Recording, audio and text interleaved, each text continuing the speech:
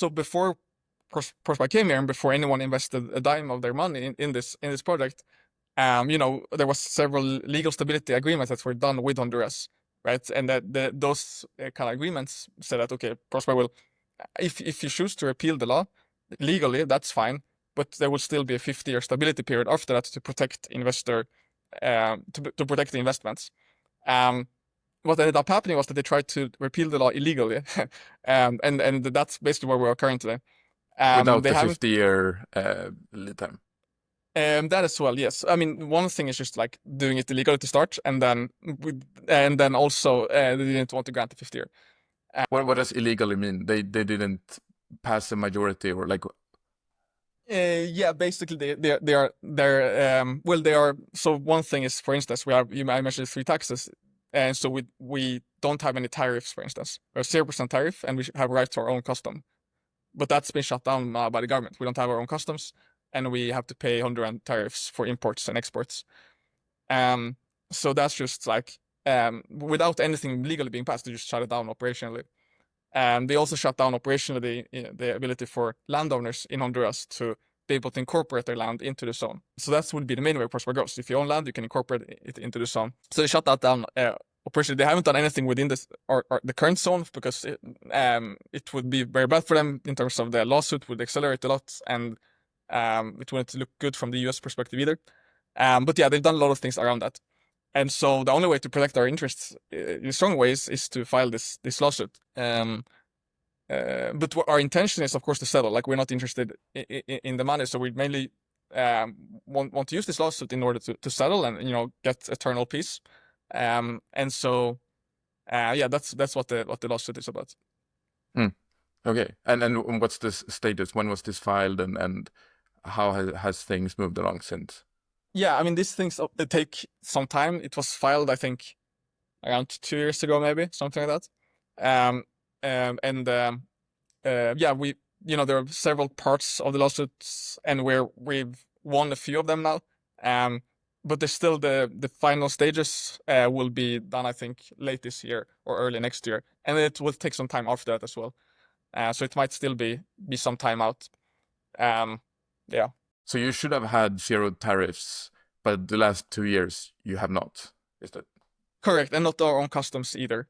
okay? And there are other things that the government has done as well, shutting off access to financing in banks, for instance, so we don't get any financing from the banks under us.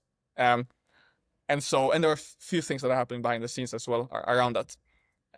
But yeah, our intention is to settle, and the current administration, they are very, they are, I think, self-described Marxists to some extent. So they are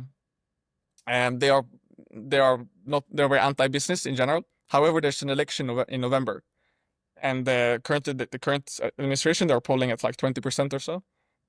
So we feel very good about what will happen. What could happen after the election. 20%, and there's only two parties, so the other one has. Well, there are a few parties. There are like at least three major parties. Okay. But the current administration has low hopes of getting re-elected, basically. That's how it currently seems. Yeah. Okay. And in terms of like the public perception of Prospera, do people agree with the shutdown? Like, do they support the government in this, or yeah, what's the public perception of Prospera? Yeah. Among the locals, I mean. Exactly. Yeah.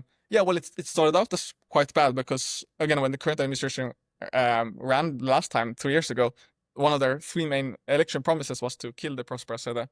That was kind of a key thing in their agenda.